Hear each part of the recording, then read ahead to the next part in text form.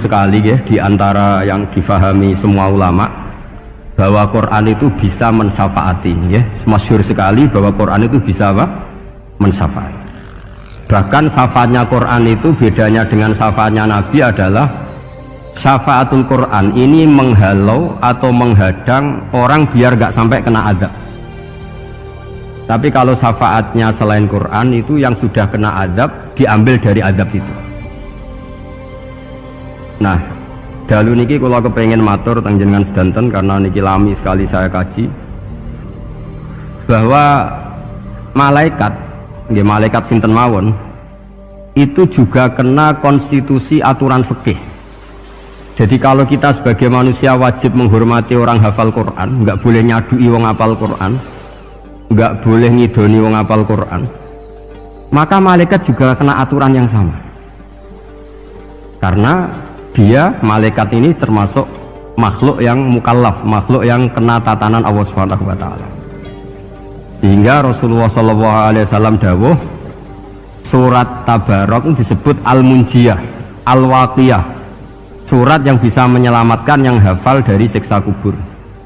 Pokoknya singkat cerita, ada orang itu fasik, mungkin ya layak disiksa. Pas sampai disiksa malaikat, surat Tabarok muncul menjelma sebagai seseorang. Kalau kamu menyiksa orang ini berarti nyiksa saya. Terus kata malaikat, anti mingkalamillah, ya rujuknya memang perempuan karena surah itu dari muannas karena ada taknya. Anti mingkalamillah, kamu ini termasuk kalamuwah. Wa ana akrohu musa'ataki, tentu aku gak berani menyiksa kamu. Ya terus berdebat kata malaikat, ini orang nggak bener, ini orang fasik, saya harus mukuli dia. Kata surat Tabarok, sak fasik-fasiknya aku itu neng hati ini, kena nyiksa dekne nyiksa aku. Wahnya debat karena nggak ada mahkamah konstitusi. Terus walhasil terus malaikat bilang gini, ya sudah kita lapor kepada Allah Subhanahu wa taala. Lapor, akhirnya surat Tabarok ini cerita ke Allah, ya Allah, ini orang setiap kali datang ke saya dari sekian surat-surat yang ada di Quran, orang ini milih saya, yang dipelajari ya saya, yang dihafalkan juga saya. Ini kata surat Tabarok kepada Allah. Jika orang ini hafal saya tidak ngefek ke dia untuk tidak disiksa, maka mendingan saya tidak termasuk kitabika, saya tidak termasuk Quran saja. Jadi Quran orang iso nyafaati. Terus kata Allah, lho kowe kok emosi, kata Allah. Ya harus emosi dong Gusti, masa sudah di Quran kok gak iso nyafaati sing ngapal. Terus kata Allah, wis pek aman. Makanya terus banyak orang ngapalkan surat Tabarok. Ya ini sekaligus ijazah nih untuk meradam kemarahan malaikat niku apal surat Tabarok. Syukur-syukur apal 114 surat. Oh niku malaikat sinten mawon pun kena ini. Cukup apal Tabarok. Sehingga adatnya orang-orang Jawa selain apal Yasin itu apal Tabarok. Nah saya itu lama sekali mempelajari bab ini. Ternyata di antara pokoknya itu satu, karena malaikat itu kena aturan fikih. Nggih imut nggih, malaikat itu juga kena aturan fikih. Jika orang hafal Quran itu haram disadui, kita haram menghinakan, maka malaikat juga kena aturan tidak boleh menghinakan orang yang hafal Quran. Dan alhamdulillah di banyak surahul hadis hafal Quran itu maknanya tidak harus hafal semuanya. Orang boleh hanya hafal Tabarok, boleh hanya hafal Waqiah. Itu kalau kamu hafal betul, surat ini juga bisa berdiri sendiri mensyafaati Anda. Kayak ini surat Tabarok, beliau matur kepada Allah Subhanahu wa taala. Redaksinya gini, inna fulanan amida ilayya min baini kitabika fata'allamani wa ta'alani. Jadi dari sekian surat yang ada di Quran, orang ini selalu milih saya ya Allah. Jadi gampangannya surat Tabarok, wong saya diprioritaskan orang ini kok saya dingin-dingin saja ketika mau jenengan siksa, ini enggak fair. Apa gunanya saya sebagai kalamuwah, sebagai kalamuka ya Allah, kemudian enggak ngefek kepada orang ini. Akhirnya walhasil sama Allah surat Tabarok diberi hak syafaat. Makanya akhirnya semua ulama ijma yang bisa mensyafaati itu adalah satu Quran, dua Rasulullah SAW, ketiga orang-orang soleh dan seterusnya. Tapi yang penting dari ngaji ini adalah bahwa malaikat itu kena konstitusi. Makanya saya punya ijazah untuk jenengan, malaikat itu bisa diteror, sama tenang saja, malaikat itu bisa diteror, bisa dibully. Masyhur itu di cerita Nurul Zulam, karangannya Syekh Nawawi itu. Sayyidina Ali yang mbahnya Habib Ali ini, Sayyidina Ali bin Abi Thalib. Ya, jadi Rasulullah kita tahu punya menantu yang top alim alamah namanya Sayyidina Ali. Sayyidina Ali ku yang menuso. Jadi dia ku iseng kepengen roh Umar ku wedi.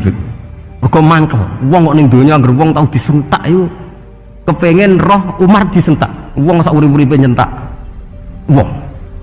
Walhasil Sayyidina Ali ketika Umar wafat, beliau berdoa, ya Allah saya beri kasef supaya ngerti Umar sing mletene ngono anggere wong disentaki wani gak nyentak mungkar nakir. Mau itu tok tujuannya. Nah, karena Sayyidina Ali itu orang yang luar biasa, walhasil dituruti mbek pangeran kasef.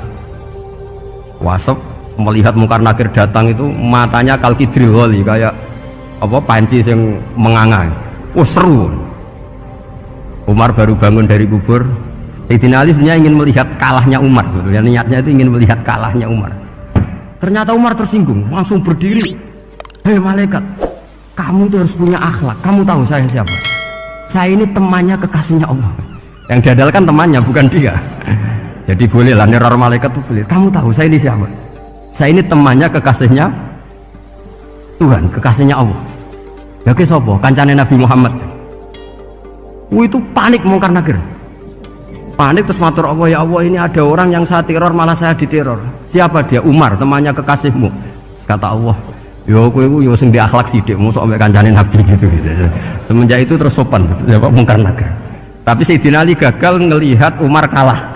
Padahal cita-citanya kepengen Umar sekali-kali kalah. Jadi ada sekian cara untuk apa ya, kalau dibahasakan untuk meredam malaikat.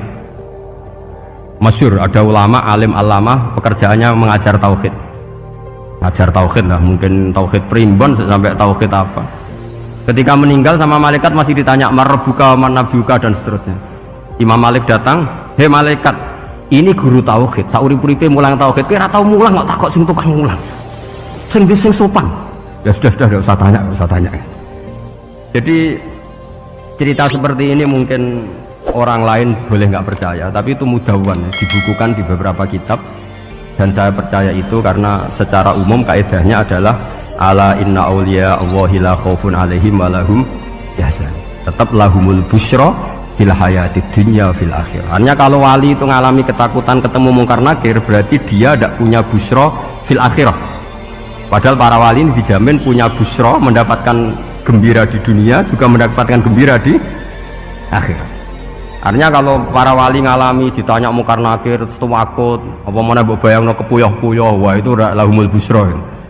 Jadi ini, makanya nyaman nanti kalau ditanya mungkar nakir, marbuka, saya guru tauhid. Ngajar di Qudsiyah kelas 6. Nah, harus jelas. Saya kalau ditanya juga gitu, saya guru Minhajul Abidin, ngajar di Habib Ali gitu. Minhajul Thalibin, harus jelas. Kalau Pak Najib lebih gampang, ketua Menoro. Lebih gampang lagi. Enggak apa-apa. Kalau karena malaikat itu ternyata mukallaf itu kena aturan hukum. Enggak boleh dia selonang-selonong. Kena aturan hukum. Makanya fa inna Allah ta'ala la yu'adzibu qalban wa al-Qur'an. Allah tidak akan menyiksa hati yang ada di Quran. Kalau orang hafal Quran sampai mati, artinya dia membawa Quran. Dan artinya apa? Malaikat kena aturan tidak boleh melecehkan orang yang membawa Al-Quran. Jika surat Tabarak nggak terima, ini orang ini hafal saya, kalau kamu mukulin dia kena saya. Tapi ini orang fasik, tapi saya di situ, kalau mukulin dia kena saya. Akhirnya kompromi terus konsultasi bi Allah. Akhirnya dibenarkan surat Tabarak. Ya, terus ini sudah clear guys, lolos guys, mungkar nakir lolos. Baru kayak surat apa? Tabarak. Mungkin buatan dites malih, nak dites malih berdek keliru ribet. Tapi saya percaya itu, saya tidak bisa membayangkan ya, ketika Quran disifati Rasulullah SAW bahwa Quran itu syafa', memberi syafaat, kemudian itu tidak ngefek. Saya itu keberatan sekali. Begitu juga apalagi ya, misalnya Rasulullah disifati akrobin nas, ahabbin nas ilallah, kemudian tidak ngefek bisa memberi syafaat, itu tidak fair.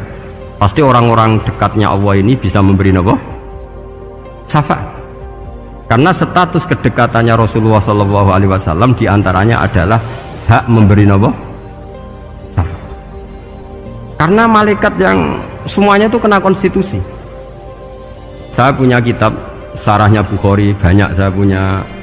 Itu diantaranya riwayat dari Ahlul Bait dari Sayyid Ali Zainal Abidin Anil Husain an Abihi an Rasulillah sallallahu alaihi wasallam.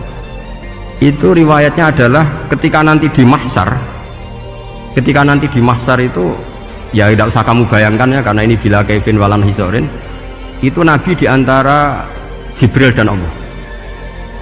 Kemudian tentu yang akan masuk surga itu orang-orang yang sudah jelas surganya, kayak para nabi, para wali, para habaib, para orang-orang pilihan, itu jelas surganya. Tapi apa yang terjadi? Allah itu, ya tentu Allah zat yang maha tahu, sudah sangat tahu. Itu Nabi usulnya itu hanya satu, Ay Rabbi. Saya masih apal teksnya, memang tak apalkan karena ini tak mau tak pakai senjata untuk ketemu para malaikat. Bukan ya Rabbi, kalimatnya Ay Rabbi. Ay Rabbi ibaduka abaduka fi atrofil ardi. Lho Gusti, yang nyembah jenengan bukan hanya orang kudus tok, bukan orang menurut tok, bukan madrasah-madrasah elit tok, bukan sekolah-sekolah anggulun tok. Banyak orang yang di tengah hutan juga nyembah jenengan, banyak orang yang kerja di Korea juga nyembah jenengan, banyak orang dengan segala kemiskinannya juga nyembah jenengan. Tidak hanya orang-orang mainstream ini yang nyembah jenengan. Akhirnya Allah ini terus nyari orang-orang yang gak jelas alamatnya, gak jelas statusnya, tapi di hatinya hanya masih nyembah Allah Subhanahu wa ta'ala. Ini termasuk berkah dari rahmatnya Rasulullah Shallallahu Alaihi Wasallam. Jadi nanti yang jelas ya tentu akan dapat surga karena posisinya jelas. Yang nggak jelas diusulkan sama Rasulullah, Ay Rabbi ibaduka abaduka fi atrofil ardi. Itu luar biasa. Saya pernah ke Korea itu haru karena di sana ya ada yasinan, ada dibaan. Padahal kerja di negara ateis. Itu kalau mereka sholat, itu nyuri-nyuri waktu makan, sholatnya itu di kamar mandi. Ya jangan bayangkan kamar mandinya kayak di sini yang sempit juga. Kamar mandi di kota-kota itu kan mungkin lebih bagus dibanding kamar tidur jenengan. Kayak di hotel-hotel itu kan kalau santri so ngantuk, saking mewahnya. Jadi bisa kadang ada yang tanya, masa Gus kamar mandi nek gue sholat mau cuwilik? Iwak kamar mandimu ini kamar mandi. Ya sering udah tanya saya itu sholatnya sah apa enggak sih? Sah, semuanya gitu tak jawab sah terus. Dan itu yang nanti diusulkan Rasulullah Shallallahu Alaihi Wasallam, Ay Rabbi ibaduka abaduka fi atrofil ardi. Di luar orang-orang yang mainstream itu ya Allah, banyak orang yang menyembah jenengan. Saya tuh pernah nangis ketika di Bandara Jakarta ketemu orang wireng, serai melarat, jelas melarat, wireng. Ini aku ketemu saya cium tangan. Gus saya ini itu habis dari Selandia Baru, kerjanya dia itu ikut apa mancing gitu, mancing ikan tuna di Selandia. Kalau saya di tengah laut itu sampai 2 bulan. Hiburan saya itu hanya ngaji jenengan lewat YouTube. Coba orang di tengah laut ngaji. Wah itu seneng pojok bumi. Jadi ini umat Rasulullah Shallallahu Alaihi Wasallam. Makanya kalau suwon jenengan yakin saja terhadap syafaatnya Quran. Karena semua malaikat itu kena aturan. Di antara aturannya adalah tidak boleh menyiksa orang yang di hatinya ada Al-Quran. Fa innallaha ta'ala la yu'adzibu qalban wa al-Qur'ana. Karena Allah tidak akan menyiksa hati yang ada di Quran, yang ada Qurannya. Sehingga memiliki jelas gini riwayat saking Ibnu Katsir. Sebagai pulau percaya, apalagi ini didawuhkan Rasulullah Shallallahu Alaihi Wasallam bahwa surat Tabarok adalah disebut munjiyah, penyelamat, juga disebut wakiyah, penjaga. Lalu biasanya orang-orang yang nggak percaya syafaat itu pertanyaannya adalah, kan manusia itu wa alaysa lil insani ila masa'a, manusia itu hanya bisa membawa bekal apa yang pernah dilakukan. Itu dijawab oleh ulama-ulama kita ahli sunnah wal jamaah. Entah perlu ditambah anak dia apa enggak tahu saya. Saya ini kata orang banyak termasuk pengurus PBNU, tapi saya itu tetap nggak pati srek. Kalau ahli sunnah saja, tidak usah ditambahi anak dia, karena nanti malah tidak global. Ini ahli sunnah kok lokal ini jadi ribet ya. Tapi kalau kita di Indonesia ya ditambahi anak dia tidak apa-apa, karena mau tidak mau memang apa ya, dalam hal ikramus sahabah mungkin kita dengan Wahabi itu sama-sama ikramus sahabah. Tapi dalam hal percaya wasilah kita ini ada miripnya dengan Syiah, karena Syiah percaya wasilah, NU percaya wasilah. Tapi dalam bab ikramu kulli sahabah beda kita dengan Syiah. Fa innas Siyin itu ada sahabat yang dihormati, ada yang enggak. Akhirnya terus kita karena itu terus bikin ahli sunnah An-Nahdiyah, karena Wahabi itu ya ahli sunnah tapi enggak percaya apa? Wasilah. Ya katanya gitu, kata para pakar-pakar. Saya sendiri hanya nirukan, saya enggak punya kepentingan untuk menganalisis itu enggak. Karena pertanyaan di kuburan itu ya gampang, nanti marobuka, manabiuka itu gampang lah. Tapi ada KNU juga, ada nanti Gus pertanyaannya, wama jamiyatuka. Waduh ribet ya, lama-lama wama hizbuka, partai kamu apa? Ribet kan kalau semua orang kreasi nambahin, malah ribet kan.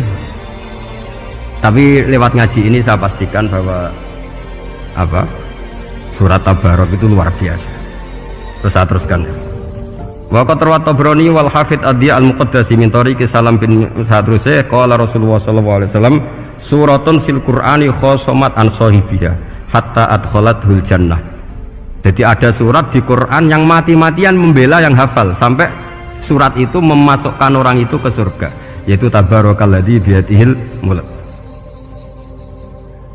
Ini yang An Ibni Abbas dan qala doroba ba'du ashabin Nabi sallallahu alaihi wasallam khifa'ahu ala qabrin wa wala yahsibu annahu qabrun fa idzan qabru insanin yaqra'u suratal mulki hatta khutamaha fa atan nabiyya sallallahu alaihi wasallam faqala hiyal mani'ah hiyal munjiyah tunjihi min adzabil qabri. Jadi ada sahabatnya Nabi karena kemalaman dia bikin tenda di kuburan, dia agak ngira kali itu kuburan. Ternyata di situ ada orang Sohibul Qabri ini baca surat Tabarok, kemudian peristiwa itu dilaporkan ke Rasulullah. Jawabnya Nabi apa? Memang surat Tabarok itu al-mani'ah, yang bisa menghalau atau menolak azab. Hiyal munjiyah, memang surat Tabarok itu menyelamatkan tunjihi min adzabil qabri, akan menyelamatkan orang itu dari siksa kubur.